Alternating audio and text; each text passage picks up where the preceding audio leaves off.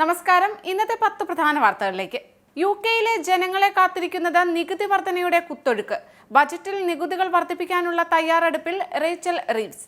ബ്രിട്ടന്റെ സാമ്പത്തിക രംഗം മോശമെന്ന് ക്ലെയർ സ്റ്റാർമർ സർക്കാർ. യുകെ കെയർ ഹോം മേഖലയിൽ വിദേശ കെയർ ജീവനക്കാർ ചൂഷണത്തിന് ഇരയാകുന്നു. യുകെയിൽ ചൂഷണത്തിന് വിധേയമാകുന്ന വിദേശ കെയർ ജീവനക്കാരുടെ എണ്ണത്തിൽ 6 മടങ്ങ് വർധന രേഖപ്പെടുത്തി. കഴിഞ്ഞ 3 വർഷത്തിനിടെയാണ് ഇത്. യൂറോപ്യൻ യൂണിയനിലെ പാസ്പോർട്ട് നിയമം ഒരുപക്ഷെ ചുവന്ന ബ്രിട്ടീഷ് പാസ്പോർട്ട് ഉപയോഗിക്കുന്നവർക്ക് യാത്രാവിലക്ക് ഏർപ്പെടുത്തുന്നതിന് കാരണമായേക്കാം.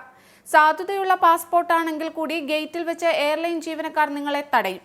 അതുകൊണ്ട് തന്നെ ചുവന്ന ബ്രിട്ടീഷ് പാസ്പോർട്ട് ഉപയോഗിക്കുന്നവർക്ക് വിമാനത്താവളങ്ങളിൽ കാലതാമസം നേരിടുകയോ യാത്ര തന്നെ റദ്ദാക്കപ്പെടുകയോ ചെയ്തേക്കാം എന്ന മുന്നറിയിപ്പ് നൽകിയിരിക്കുകയാണ് അധികൃതർ. മുൻ പ്രധാനമന്ത്രി ഷെയ്ഖ് ഹസീനയുടെ നയതന്ത്ര പാസ്പോർട്ട് റദ്ദാക്കാൻ ബംഗ്ലാദേശ് സർക്കാരിന്റെ തീരുമാനം. ഇക്കാര്യം പാസ്പോർട്ട് വകുപ്പിനെ വാക്കാൽ അറിയിച്ചതായി ആഭ്യന്തര മന്ത്രാലയത്തിലെ അഡീഷണൽ സെക്രട്ടറി അലി റസാർ സിദ്ദിഖി പറഞ്ഞു. ഹസീനയുടെ ഭരണകൂടത്തിൽ മന്ത്രിസഭാംഗങ്ങൾ ആയിരുന്നവർ, പാർലമെന്റ് അംഗങ്ങൾ, കരാർ അടിസ്ഥാനത്തിൽ ജോലി ചെയ്തിരുന്ന ഉദ്യോഗസ്ഥർ എന്നിവരുടെ പാസ്പോർട്ടുകളും റദ്ദാക്കും. അകലം പാലിക്കുക എന്ന പതിറ്റാണ്ടുകളായുള്ള ഇന്ത്യയുടെ നയത്തിൽ വലിയ മാറ്റം കൊണ്ടുവരാനായെന്ന് പ്രധാനമന്ത്രി നരേന്ദ്രമോദി.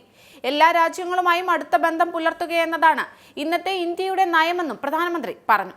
ദ്വിരാഷ്ട്ര സന്ദർശനത്തിന്റെ ഭാഗമായി പോളണ്ടിലെത്തിയ അദ്ദേഹം ഇന്ത്യൻ സമൂഹത്തെ അഭിസംബോധന ചെയ്ത് സംസാരിക്കുകയായിരുന്നു. തന്റെ പുതിയ രാഷ്ട്രീയ പാർട്ടിയായ തമിഴക വെട്രി കഴകത്തിന്റെ ഔദ്യോഗിക പതാകയും ചിഹ്നവും അനാച്ഛാദനം ചെയ്ത് ഇളയ ദളപതി വിജയ്. ചെന്നൈയിലെ പാർട്ടി ആസ്ഥാനത്ത് നടന്ന ചടങ്ങിലായിരുന്നു അനാച്ഛാദനം. കേരളം ഉൾപ്പെടെ 5 സംസ്ഥാനങ്ങളിൽ നിന്നുള്ള പാർട്ടി നേതാക്കളും ആയിരക്കണക്കിന് പ്രവർത്തകരും ആരാധകരും ചടങ്ങിൽ പങ്കെടുത്തു. വയനാട് ഉരുൾപൊട്ടലിൽ കാണാതായവർക്കുള്ള തെരച്ചിൽ തുടരുന്നു. 119 പേരെയാണ് നിലവിൽ കണ്ടെത്താനുള്ളത്.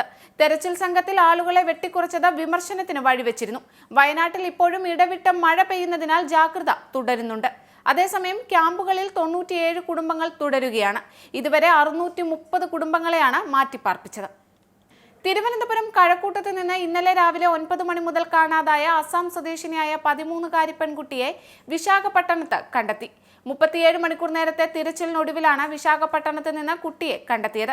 കഴക്കൂട്ടത്ത് നിന്ന് വനിതാ ഉദ്യോഗസ്ഥരുടെ നേതൃത്വത്തിലുള്ള പോലീസ് സംഘം ട്രെയിനിൽ വിശാഖപട്ടണത്തേക്ക് തിരിച്ചു. കഴക്കൂട്ടം എസ്ഐയുടെ നേതൃത്വത്തിലുള്ള സംഘമാണ് തിരിച്ചിട്ടുള്ളത്. കുട്ടി വൈകാതെ ചൈൽഡ് ലൈന് കൈമാറുമെന്നാണ് വിവരം. AK ശശീന്ദ്രൻ മന്ത്രിസ്ഥാനം ഒഴിയും. മാണി സി കാപ്പൻ മന്ത്രിയായേക്കും. NCPയിൽ ചേരാനുള്ള നീക്കം സജീവമായി. മാണി സി കാപ്പനെ LDFൽ തിരികെ എത്തിച്ച് മന്ത്രിയാക്കാനുള്ള ചരടുവലികൾ നടക്കുകയാണ്. അന്താരാഷ്ട്ര ഫുട്ബോളിൽ നിന്ന് വിരമിക്കൽ പ്രഖ്യാപിച്ച ജർമ്മൻ ഗോൾ കീപ്പറും മുൻ ക്യാപ്റ്റനുമായ മാനുവൽ ന്യൂയർ 15 വർഷത്തെ കരിയറിനാണ് അന്ത്യമാവുന്നത്. സാമൂഹിക മാധ്യമമായ ഇൻസ്റ്റഗ്രാമിൽ വൈകാരിക കുറിപ്പ് പങ്കുവച്ചാണ് വിരമിക്കൽ അറിയിച്ചത്. കഴിഞ്ഞ 1 പതിറ്റാണ്ടിലധികമായി ജർമ്മനിയുടെ 1-ാം നമ്പർ ഗോൾ കീപ്പറായ താരം രാജ്യത്തിനായി 124 മത്സരങ്ങൾ കളിച്ചു. 2014 ലോകകപ്പ് കിരീടം നേടിയ ജർമ്മൻ ടീമിന്റെ ഗോൾ കീപ്പറായിരുന്നു അദ്ദേഹം. ഇന്നത്തെ 10 പ്രധാന വാർത്തകൾ ഇവിടെ പൂർണ്ണമാവുന്നു. കൂടുതൽ വാർത്തകൾക്കും വിശദ വിവരങ്ങൾക്കും Anand TV UK channel subscribe ചെയ്യൂ. ഒപ്പം Anand TV mobile app download ചെയ്ത് സൗജന്യമായി ആസ്വദിക്കൂ.